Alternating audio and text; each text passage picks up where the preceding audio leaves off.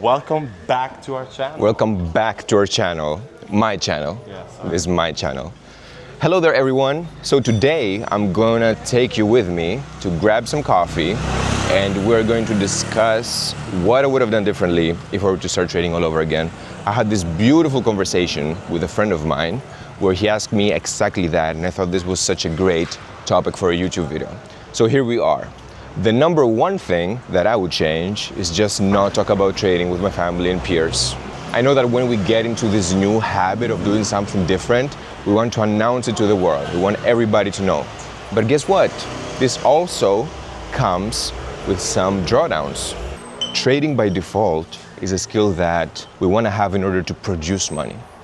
So imagine what happens once you announce people that you start trading and you're not actually producing an income. They're gonna think you're a failure. They're gonna think that because you do have some losses, you're not good enough, and they're probably going to also discourage you from your trading. So it would hinder you from announcing to the world about your trading before you're actually profitable or before you make a substantial amount of money. We don't want people in our business. There is also the flip side of the coin. Even if you're profitable, that may also affect your decision making. I was in my record trading platinum and I remember I was up $2,000. I told my mom about this specific trade, and what she immediately told me was that you need to close this trade now. We're up 2,000 bucks. We need to get that money. You cannot risk it. I didn't follow her advice and I actually let this trade play out. I followed the strategy to the team and I closed this trade with $3,300, which was my record trade to date. Imagine what the result would be if I were to just follow the advice of my mother. I would have closed this trade with 2,000 bucks instead of 3,000. Is that a coffee shop right here? Θες κάτι? Θα μπορούσα να έχω ένα φέρντο καπουτσίνο μέτριο με στέβια.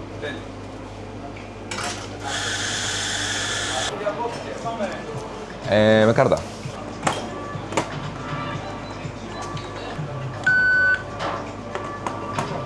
Ευχαριστώ πολύ.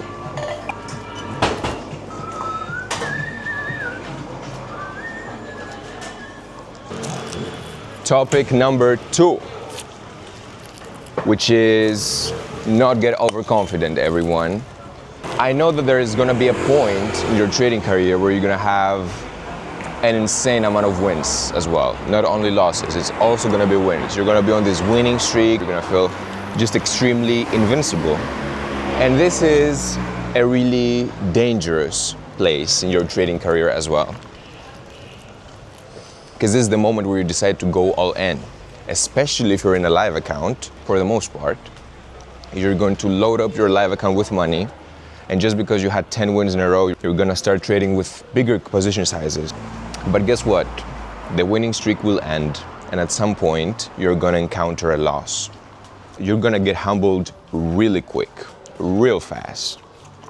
Don't just think that because we had like 10 winning trades in a row or 5 wins in a row, you're invincible and you have this shield, this armor, and you're untouchable. Because this is not the case. The moment you start ignoring the playbooks because your intuition is better than the actual rules is the moment that you start losing it.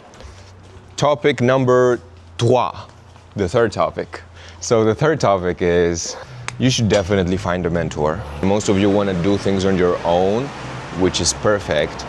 But once you try to move up a mountain, let's say for example you want to climb Mount Everest, do you want like the map to go to Mount Everest? So do you want to buy a course, or do you want someone to take you by the hand and actually move you up to the top of the mountain? Because you can definitely not go and climb Mount Everest all alone. That's impossible. You're gonna die trying. Last time we talked about this, you told me that when you first started, you were kind of overwhelmed with all the strategies, etc., until you found your mentor, which is Tory Trades. You got better immediately. Like you were not overwhelmed anymore, and you were not confused because you have to stick to what was taught.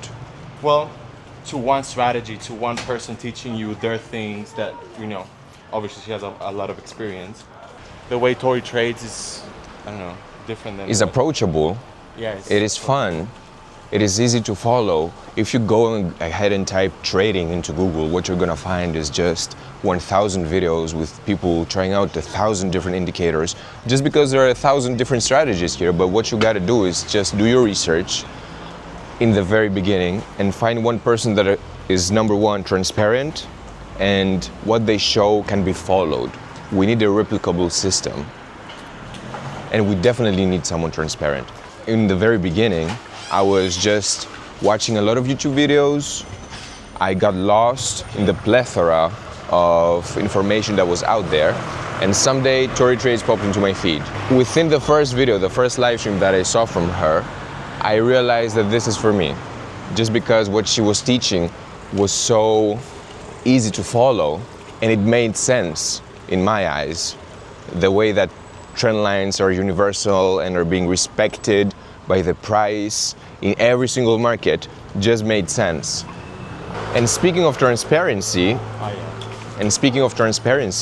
one thing that you should always have in check is that the person you're... No, speaking of mentorship, actually. What do you mean?